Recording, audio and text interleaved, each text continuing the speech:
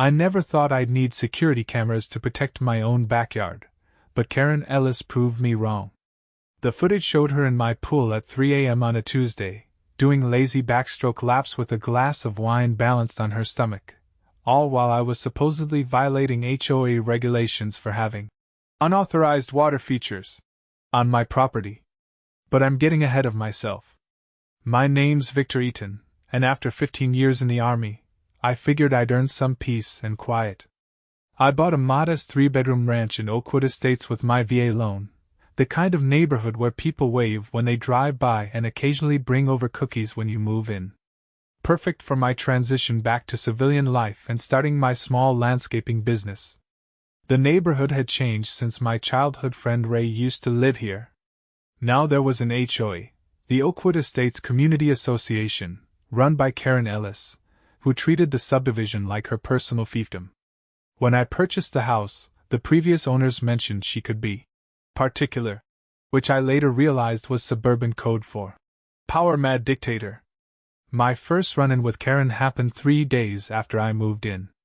I was unloading gardening equipment from my truck when a shiny white Mercedes SUV pulled into my driveway. Out stepped a woman in her mid-50s wearing designer sunglasses and a tennis outfit despite the fact that our neighborhood had no tennis courts. "Hello there," she said with a smile that didn't reach her eyes. "I'm Karen Ellis, president of the Oakwood Estates Community Association." "Victor Eaton," I said, extending a hand that she looked at like I was offering her a dead fish. "Nice to meet you. I just wanted to stop by and make sure you received your welcome packet with all our community guidelines." Her eyes scanned my yard, lingering on my work truck. "Your vehicle will need to be parked in the garage or behind your house. Commercial vehicles visible from the street are against Regulation 15B. I hadn't received any welcome packet, and my garage was still full of moving boxes. "I'll take care of it as soon as I can, but I'm still settling in." "Of course," she said, her smile tightening. "We do allow a 1-week grace period for new homeowners. After that, it's a $50 daily fine." She left a thick binder of rules with me, and I spent that evening flipping through page after page of restrictions. No visible garbage cans. No garden gnomes. No flags except during designated patriotic holidays. No exterior modifications without committee approval. The list went on and on. I complied with the truck rule, rearranging my entire garage to accommodate it. But that was just the beginning of Karen's reign of terror. 2 weeks later, I received a violation notice for unapproved landscaping. I'd planted some native flowers to attract butterflies, hardly controversial, but apparently, I needed written permission for any plantings not on the approved flora list. When I called the number on the notice, Karen answered personally. "Oh, Victor. Yes, those flowers will have to go. They don't match the aesthetic we maintain in Oakwood Estates.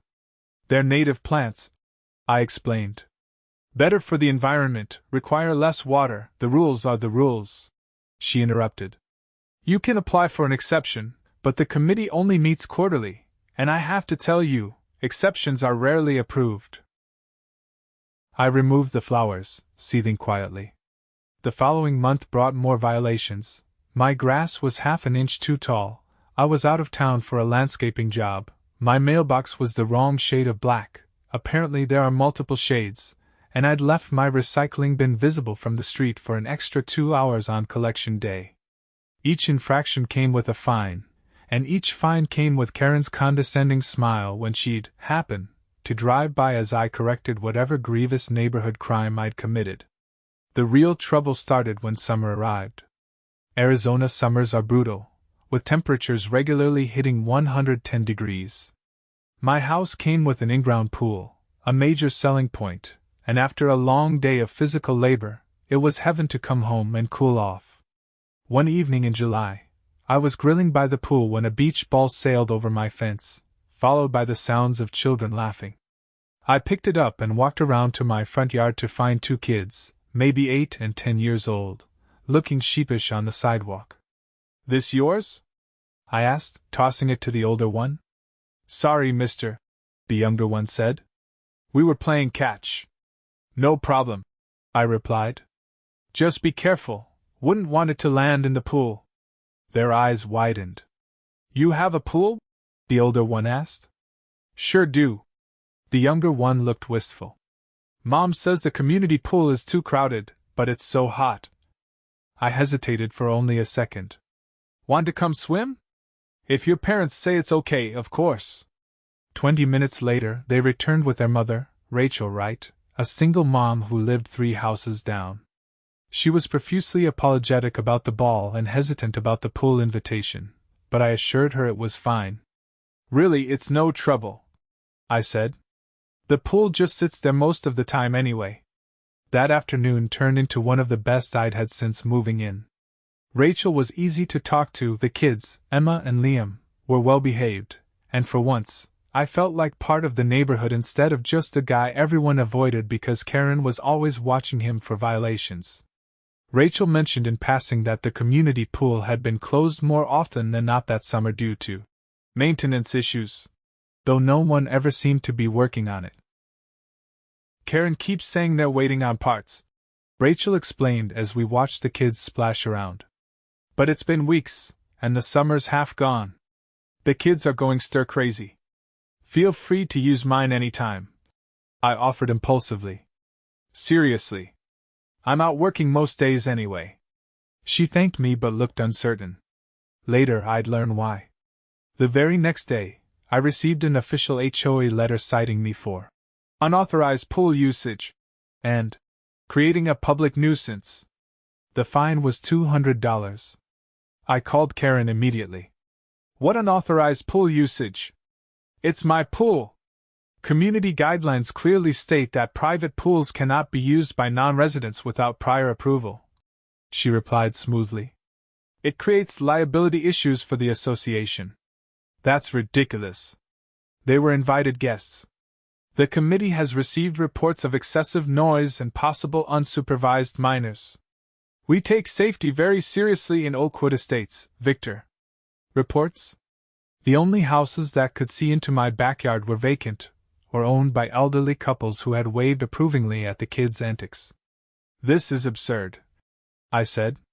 Show me exactly where in the guidelines it says I need approval for pool guests. Page 73, Section 12D, she replied without hesitation. I flipped through the binder, and sure enough, there it was, a vaguely worded clause about recreational water features and guest limitations. But something didn't add up. The rules seemed specifically targeted at pools, yet most homes in the neighborhood didn't have them. How many other people have private pools here? I asked. There was a slight pause. 3 properties, including yours. And do they all get fined when they have guests over for a swim? Another pause. I don't discuss other homeowners' compliance status. I paid the fine but couldn't shake the feeling something was off. That weekend, I installed security cameras covering my backyard and pool area. Within HOA guidelines, I made sure, citing security concerns, on the approval form I dutifully submitted. A week passed quietly. Then Rachel texted me, asking if her kids could still use the pool. I told her about the fine but said they were welcome anyway. I'd just make sure to be home so it would clearly be supervised. When they arrived, Rachel seemed nervous. Karen stopped me in the grocery store yesterday, she confided after the kids were in the pool. She mentioned that associating with problem homeowners could affect how my own compliance issues were viewed. My blood boiled. She threatened you? Not directly, but I'm already on thin ice because I can't afford to replace my fading shutters yet. Single mom budget, you know? We kept our voices down, but I could tell Rachel was genuinely worried. After they left, I checked the security footage out of curiosity, and discovered something strange. While we were all in the front yard greeting each other, someone had entered my backyard through the side gate. The camera caught only a glimpse, but it looked like a woman in a wide-brimmed hat inspecting my pool equipment. The next day, I received another violation. Improper chemical balance in recreational water feature, potential health hazard. The fine was $350. This was beyond ridiculous. I tested my pool regularly, and the chemical balance was perfect. More importantly, How would Karen know unless? I checked the security footage again, this time scrolling back further. What I found made my jaw drop. 3 times in the past week, Karen had entered my property when I was at work. Once, she merely walked around the pool, taking pictures. The second time, she actually tested the water with her own kit. But the third visit was the most shocking. She'd brought a friend, and they'd sat on my patio furniture drinking wine and dipping their feet in my pool. The audacity was breathtaking. I downloaded the footage, made multiple copies, and then carefully read through the entire HOA guidelines. Nowhere did it state that HOA officials had the right to enter private property without notice or permission. This wasn't just an HOA violation, it was trespassing. I decided to confront Karen directly, but calmly and with evidence in hand. I drove to her house, a sprawling 2-story at the entrance to the neighborhood, and rang the bell. She answered wearing tennis whites again, surprise flickering across her face before her usual mask of condescension slid into place. Victor. The Architectural Review Committee meets on Thursdays, not Tuesdays. I'm not here about a review, I said pleasantly. I'm here about trespassing. Her expression didn't change, but her knuckles whitened on the doorframe. I don't know what you're talking about. I have security footage of you entering my property at least 3 times without permission. Once with a guest for what appeared to be a social visit involving my pool. She laughed, but it sounded forced. That's absurd. Why would I use your pool when I have my own? That caught me off guard. You have a pool? Of course. Now, if you're quite finished with these bizarre accusations, I have the footage, Karen. Clear as day. You in my backyard, drinking wine by my pool with another woman. Something calculating crossed her face. The HOA has broad inspection rights to ensure compliance, not without notice, and certainly not for social gatherings. I interrupted. I've read every word of the guidelines. You're trespassing, plain and simple. She stepped onto her porch, closing the door behind her. When she spoke again, her voice had dropped to a near whisper. What do you want, Victor? To make a scene? File a complaint with the board that I chair? Be my guest. Actually, I just want to be left alone. No more mysterious violations, no more threats to my friends, no more entering my property without permission. She studied me for a long moment. Fine. Consider it done. I should have known it wouldn't be that simple. The next day, a certified letter arrived notifying me that the HOA was exercising its right of inspection for all private pools due to community health concerns.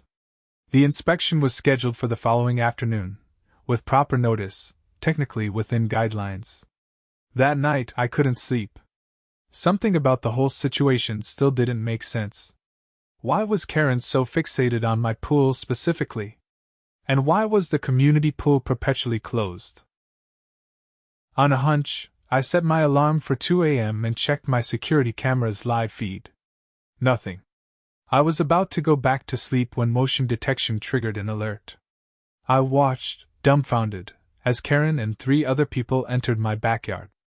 They carried towels and coolers, speaking in hushed voices as they arranged themselves around my pool. Then, one by one, they slipped into the water. I was witnessing a midnight pool party. In my backyard. Without my knowledge or permission.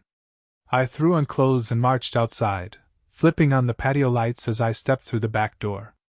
Evening, folks. The reaction was priceless. One man actually submerged completely, as if I couldn't see him if he was underwater.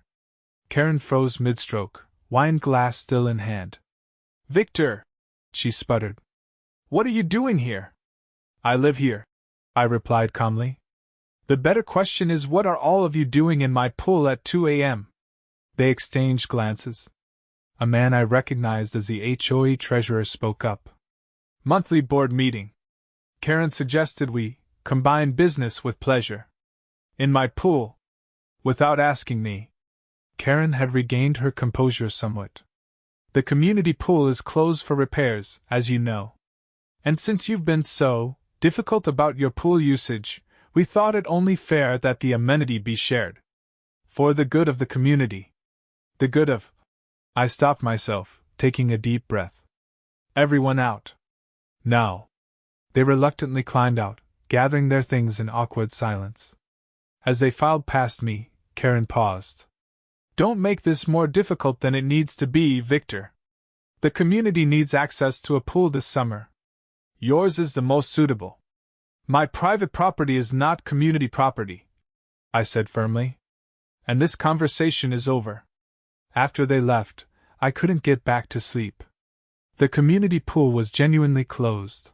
I'd driven past it myself. But what did waiting on parts mean for a standard swimming pool? And why was mine the most suitable replacement? The next morning, I skipped work and drove to the community center where the neighborhood pool was located. A chain-link fence surrounded it, with "closed for maintenance" signs hung every few feet. But peering through the fence, I could see the pool was full and appeared perfectly clean. There was no equipment around, no sign of ongoing work. As I was about to leave, a maintenance worker emerged from the pool house. I waved him over. Hey, what's going on with the pool? When's it reopening? He glanced around before speaking. Between you and me? Nothing's wrong with it. Been ready to go for weeks. Then why is it closed? He shrugged. Board orders. Ms. Ellis said to keep it closed till further notice. This made no sense, unless Karen didn't want it open. But why? I decided to do some digging. The HOA financial statements should be available to all homeowners, so I emailed the secretary requesting copies of the last year's reports. While waiting, I checked my security cameras again, and sure enough, around noon, Karen returned to my yard with another woman. They made a show of inspecting the pool equipment, but then Karen pulled out a water testing kit identical to the one she'd used before. This time, I saved the footage, then walked outside to confront them. Afternoon, ladies, I called, startling them both. Victor, Karen recovered quickly. We're conducting the scheduled inspection. I see that. Finding everything to your satisfaction? The other woman, whom I now recognized as the HOA secretary, looked uncomfortable. The chemical balance seems perfect, actually. Karen shot her a look. We'll need to run more thorough tests. No, you won't, I said firmly. The inspection is complete. And for the record, entering my backyard at 2 a.m. with friends for a pool party is not an inspection, it's trespassing. The secretary's eyes widened. What pool party? Karen's face flushed. Victor is exaggerating a brief site visit. I have it all on video. I interrupted. Every midnight swim, every wine glass, every uninvited guest. The secretary looked between us, clearly confused. Karen, you said the board had permission to use his pool while the community pool was being resurfaced. Now it was my turn to be surprised. Resurfaced? The maintenance guy just told me there's nothing wrong with the community pool. Karen's expression hardened. Marilyn, we should go. Victor clearly isn't interested in community cooperation. As they left, I called after them. I'll be at the next board meeting. With my video evidence. 2 hours later, the HOA financial statements arrived in my email. I pored over them, looking for anything related to the pool maintenance. There it was, $45,000 allocated for community pool resurfacing and equipment upgrades. The contractor was listed as Ellis Renovation Services. Ellis. As in Karen Ellis. I did a quick search online and found that Ellis Renovation Services was registered to Karen's husband, Douglas Ellis. The company had no website, no reviews, and seemed to exist solely on paper. This was no longer just about unauthorized pool use. This was fraud. The HOA meeting was scheduled for the following evening. I arrived early, laptop in hand, and took a seat in the front row. Karen barely glanced at me as she called the meeting to order, speeding through the agenda items until she reached new business. I raised my hand. I'd like to discuss the community pool closure. Karen's smile tightened. That's not on the agenda, Victor. Then I move to amend the agenda, I said clearly. An older gentleman seconded my motion, and Karen had no choice but to allow a vote. The 24 homeowners present unanimously supported adding the item. Fine, Karen conceded. The pool remains closed due to necessary maintenance. We're still waiting on specialized parts. What parts exactly? I asked. That's a technical question for the contractor, she replied dismissively. Ellis Renovation Services, correct? Owned by your husband? A murmur went through the room. Karen's face flushed. My husband's company submitted the lowest bid, which was properly disclosed to the board. And did the board know that no work has actually been done? That the pool has been ready for use for weeks, according to the maintenance staff? The treasurer leaned forward. What are you talking about? We approved $45,000 for resurfacing. Money that went to Karen's husband's company for work that was never performed, I said, standing up. Meanwhile, Karen has been using my private pool as a replacement, without my permission, and fining me when I allow actual neighborhood children to swim there. The room erupted in conversation. Rachel, who I hadn't noticed was present, stood up from the back row. It's true, she called out. Karen threatened to fine me if I let my kids swim at Victor's pool, saying it was against regulations. But then I saw her there with friends last weekend when I was walking my dog. Karen banged her gavel. These accusations are absurd and defamatory. I have proof, I said, connecting my laptop to the projector. Security footage from my backyard showing Karen and various board members using my pool without permission, multiple times, at all hours. The footage played, showing Karen's midnight pool party, her wine glass balanced on her stomach as she floated lazily in my pool. Then the daytime footage of her testing the water and lounging on my patio furniture with friends. The room grew deathly quiet. One homeowner stood up. Karen, is that you in the pool at? He squinted at the timestamp. 3:17 a.m.? Before she could answer, I continued. I also have the maintenance worker's statement that there's nothing wrong with the community pool, despite $45,000 being paid to Ellis Renovation Services. The treasurer, visibly shaken, said, I signed those checks.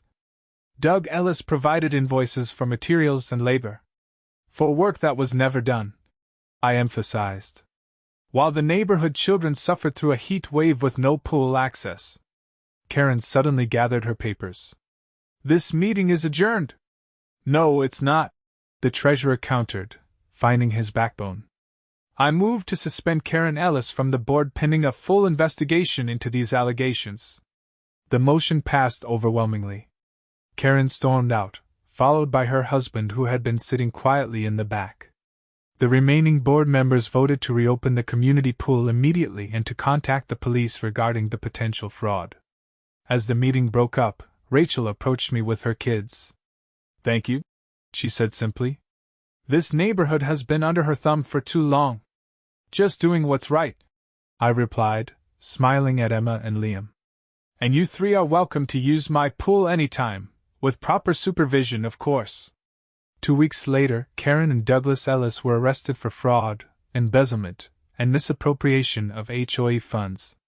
The investigation revealed they'd been running similar schemes with multiple HOA vendors for years, skimming thousands of dollars for services never rendered. The new HOA board, led by the formerly spineless treasurer who'd found his courage, voted to simplify the community guidelines and reduce the power of the president. They also voted unanimously to reimburse me for all the fines Karen had levied. As for my pool, it remains private property. But my door is always open to neighbors who ask politely. Sometimes the best community amenity isn't a place, but the people who respect each other enough to share what they have, when they can, on their own terms. And my security cameras? They're still running. Just in case.